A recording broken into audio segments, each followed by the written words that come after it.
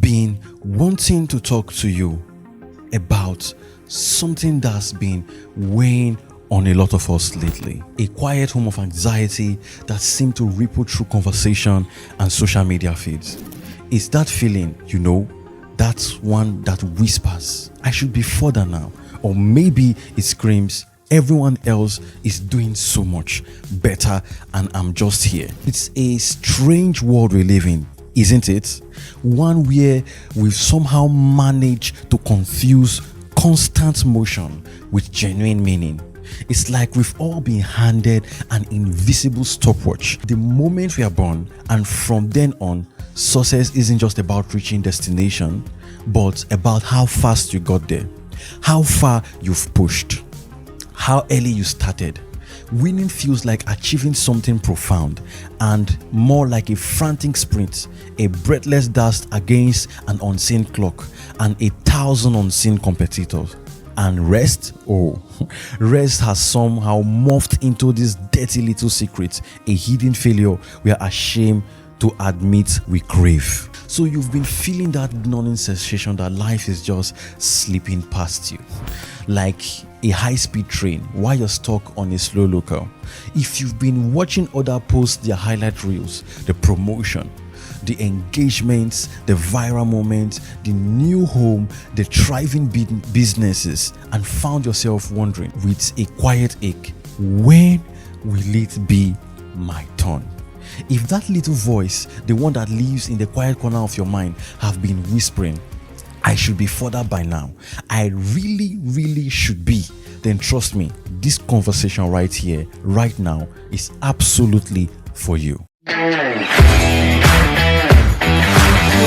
Life Upgrade Podcast.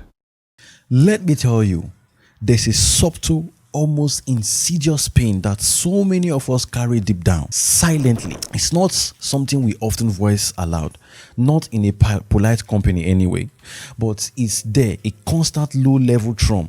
I'm not doing enough. I'm not where I should be.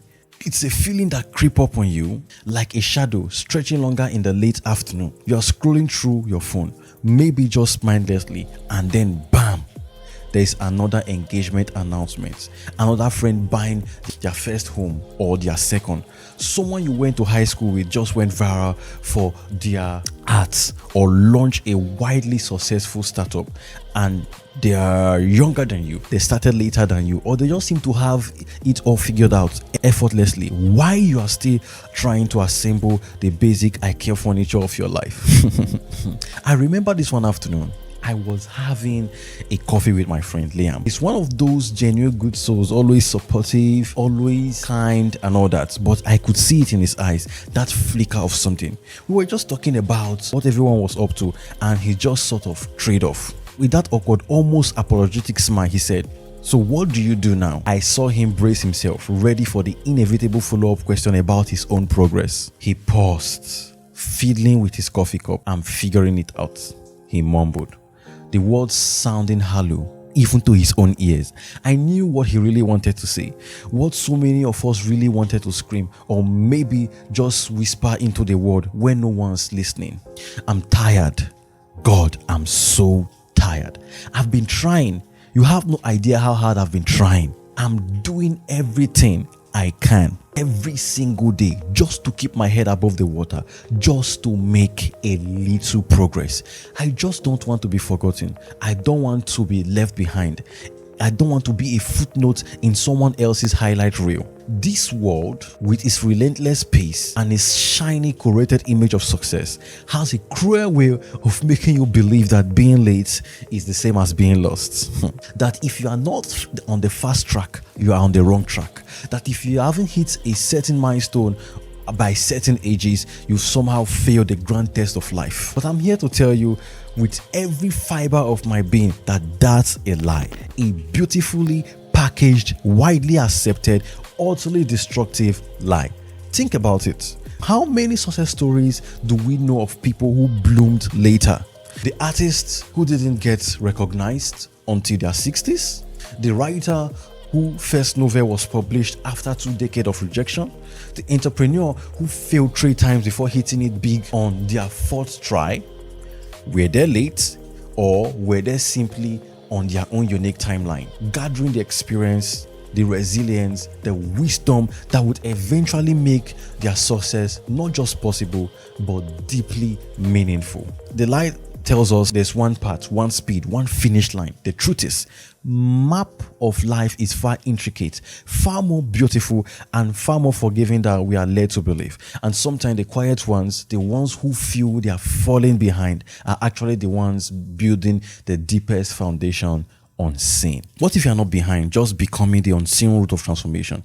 Here's the thing, I want you to really let this sink in. You are not late, not in the grand scheme of your own unique story. You are just walking a different road, that's all. Maybe it's a winding country lane instead of a 6-lane highway.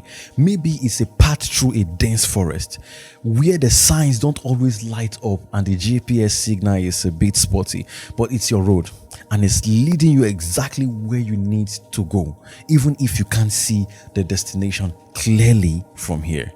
I remember my friend Clara. She always felt like she was behind.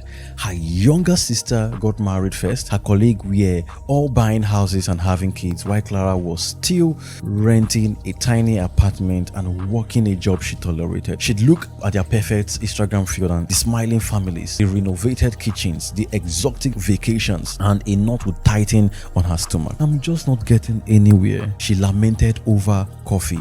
Her voice tingled with genuine sadness. But what Clara couldn't see, what the world doesn't often celebrate, is that she was growing in places that don't post well. While her friends were busy decorating nurseries, Clara was quietly building an incredible inner resilience. She was learning to navigate uncertainty, to live frugally, to find joy in small moments, to try to understand herself outside of societal expectation. She was healing from a particular tough breakup that had just left her shattered years prior.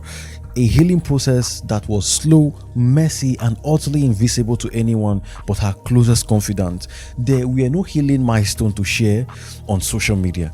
No overcame my trauma posts that would garner likes. It was just quiet and taking work day after day. If you loved this video and if you're watching to this moment, please hit the subscribe button. This way, you support us to grow and provide you with more value. And that growth, that profound soul deep transformation, it's almost always invisible at first. Think about the tree. When you plant a tiny sapling, you don't see it growing taller overnight. For weeks, for months, sometimes even years. The most crucial work is happening underground.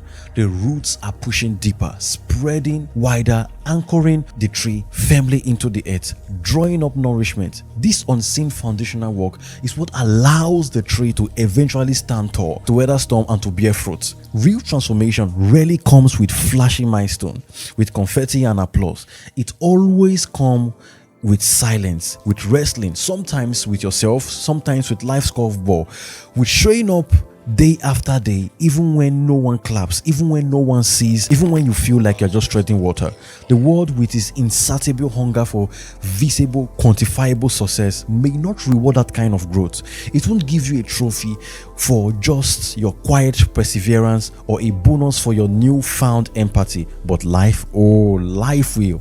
Because what's deep takes time. It takes patience. It takes courage to sit in the discomfort of not knowing, of not having all the answers, of not being there yet. And you, my friend, in this quiet season, in this period of what feels like stagnation or delay, are becoming deep.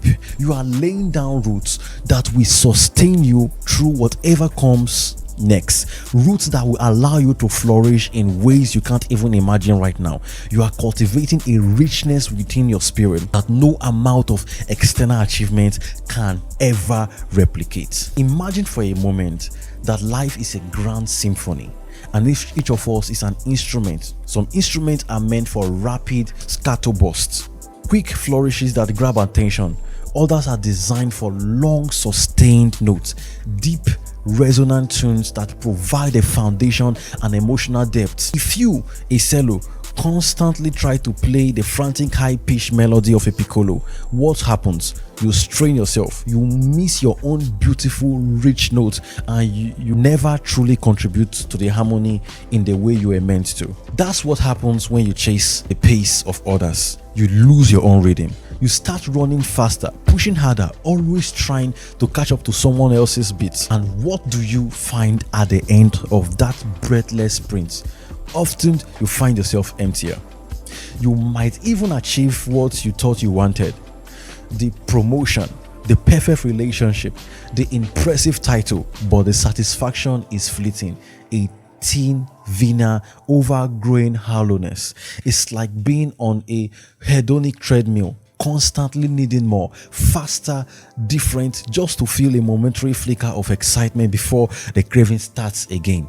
You are always looking ahead to the next thing, never truly present, never truly content with what you have or who you are right now. I saw this happening with my old colleague Ben. He was brilliant, ambitious, and always on the go. He worked insane hours, took on every project, networked relentlessly. He climbed the corporate ladder at lightning speed, hitting the director level by his early 30s, buying a huge house, driving a fancy car from the outside. He was the epitome of success. But when I ran into him years later, he looked tired. His eyes held distant, almost haunted quality. He admitted over a surprisingly quiet coffee that he felt lonelier than ever. He posted constantly about his achievements, his travel, his hustle, but he confessed that the more he posted, the more isolated he felt. The connection was superficial.